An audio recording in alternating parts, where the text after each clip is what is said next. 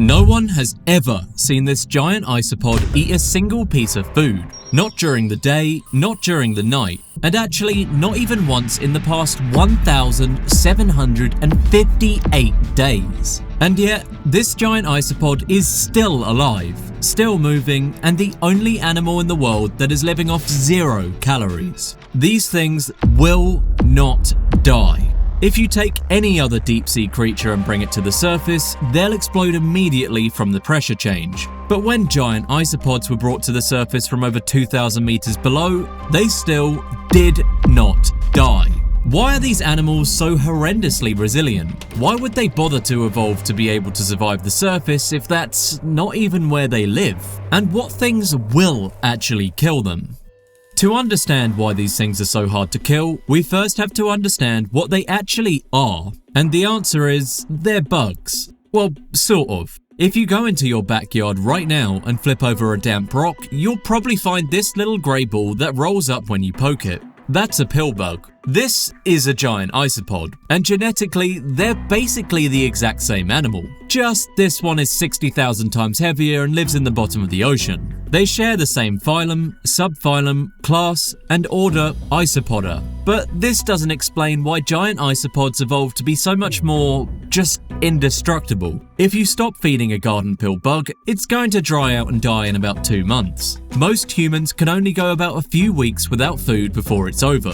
And logically, this makes sense. The bigger you are, the more fuel you need to keep going. A blue whale needs to eat millions of calories a day just to exist. A semi-truck needs more gas than a moped. So, have giant isopods figured out how to break the laws of thermodynamics? Well, not exactly. By all rights, an animal this large, or giant, should starve to death in latest a few months. But because they live in the pitch black, freezing void of the deep ocean, food doesn't exactly grow on trees. It barely exists at all. Compare this to the normal tiny pill bugs. Where they live, food does actually grow on trees. Evolution didn't push the pill bugs to be able to starve for years, since there was always a way higher abundance of food available. When food is much less predictable so far below, you need the ability to starve, or else you're cooked. But saying evolution made them need to be able to not eat doesn't actually explain how they're able to not eat. This is still breaking the laws of thermodynamics.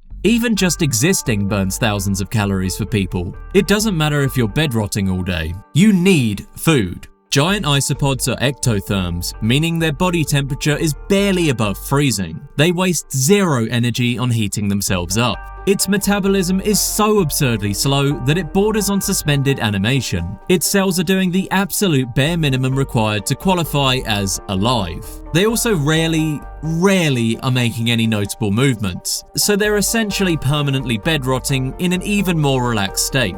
But having a slow metabolism is only half the battle. You still need some amount of energy. And this is where their second trick comes in. When a food source does finally drop from above, usually in the form of a massive dead whale carcass, the giant isopod doesn't just eat until it's full. It eats until it is physically disabled. These things have been observed gorging themselves so hard that their rigid exoskeleton actually restricts them from moving, and their legs can no longer lift their bellies off the seafloor. They turn into immobile, meat-filled rocks. They pack this food away into massive lipid reserves in their liver, essentially biological battery packs that are so energy dense that they can slowly sip on them for years. It's the same idea of, if you got stranded on an island, being overweight is an advantage since you have more energy stores to last longer, but just to a really weird extreme.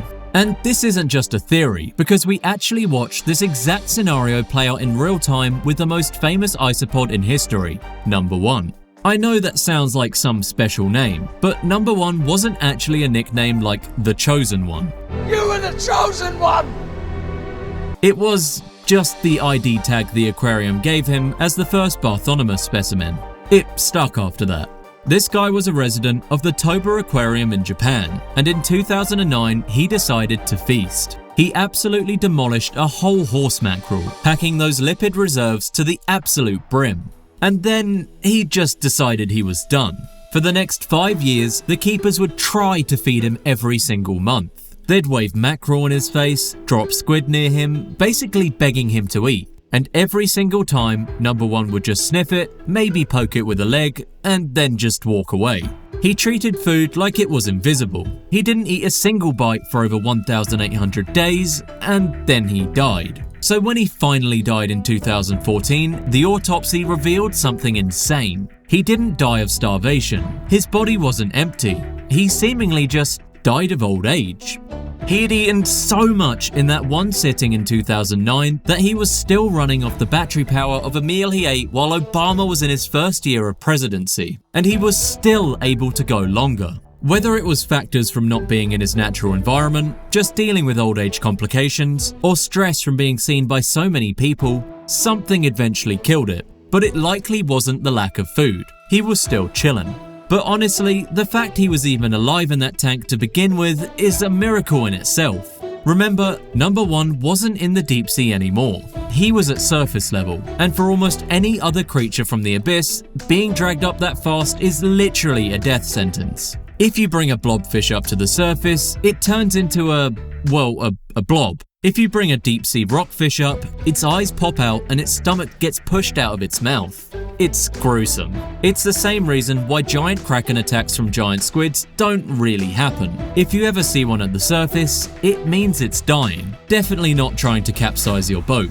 This happens because the gas inside their bodies expands rapidly as the pressure drops. It's the same physics that make a soda can explode if you shake it and open it. The pressure is giving their body support that they don't have, which is why almost no deep-sea creatures have any sort of strong skeleton or connective tissue. Remove that pressure and it's the same animal but without a skeleton. And for any animal on the surface that does have a skeleton, that would be brutal. So how can the giant isopod survive being dragged up from 2,000 meters down without turning into a pile of goo?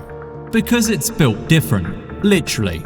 Unlike most fish, giant isopods don't have swim bladders, those gas-filled sacs that fish use to float. They are benthic roamers, meaning they are designed to walk on the floor, not float.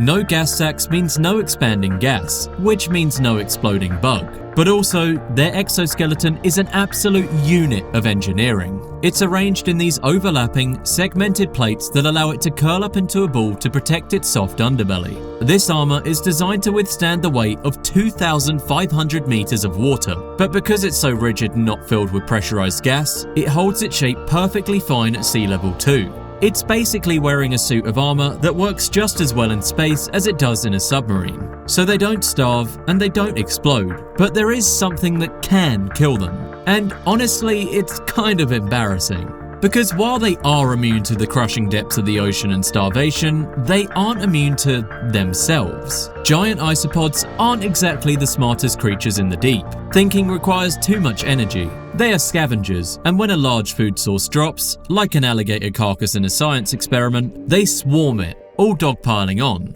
or isopod piling on. And in the frenzy to eat, they often mistake each other for the food. They don't have great vision. They just bite whatever feels like meat. Luckily, because their armor is so thick, these accidental munches usually just result in a very confused isopod rather than a dead one. Giant isopods do have actual predators though. Sharks tear into anything on the seafloor, and in the chaos of a feeding frenzy, an isopod can get chomped right through its shell. Octopuses are a bit more strategic, and they can grab an isopod, pry at the shell, and bite the inside with their beak. But there's one massive elephant, or massive isopod in the room. Why would they bother getting this big? Wouldn't it just attract more attention from predators? Well, while they are a case of deep-sea gigantism, their reasons aren't all the same as things like giant squids. Yes, being big does actually make giant isopods a bigger target to things like sharks, but predators aren't actually that common in the sea. Even if deep-sea sharks will go after them, they just aren't common enough to counteract the other benefits of being massive. And what are these?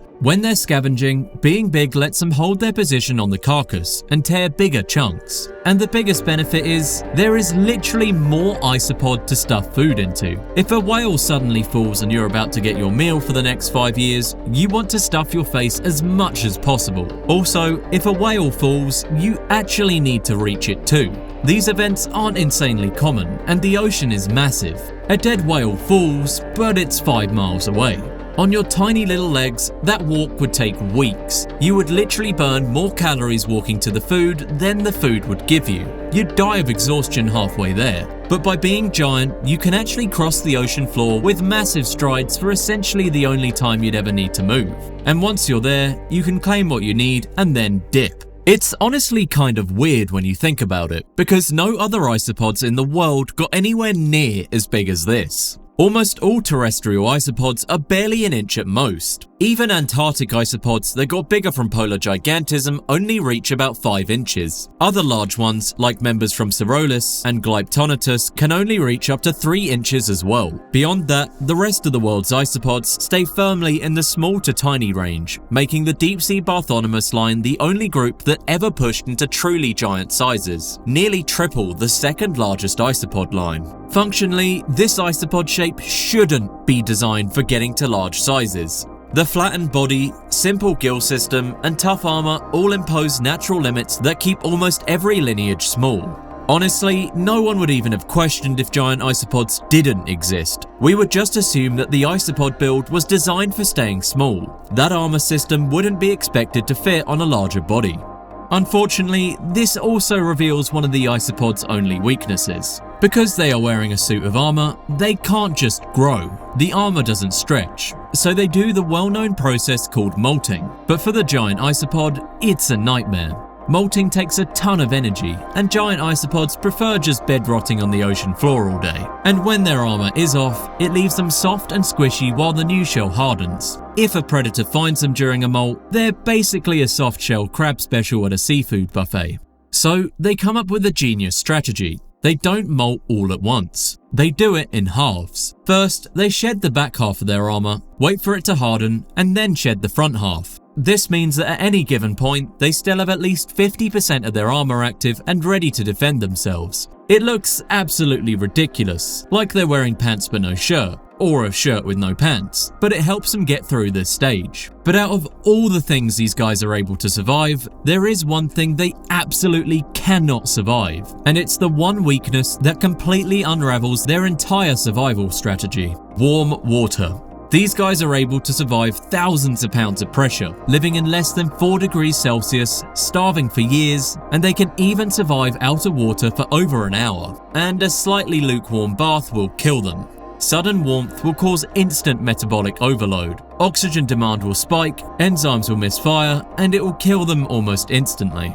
For all the ridiculous things they can endure, this is the kryptonite of the giant isopods. They're one of the most unique creatures in the world, one of the most highly adaptable, but an animal's biology can only be good at so many things. It's not every day you can see an animal survive out of its natural habitat, but something tells me, especially in the case of number 1, he didn't want to leave in the first place. Thank you for watching. If you guys want to see a video about why worms become terrifying when they enter a different habitat, check it out here. And until next time on Beyond the Blue.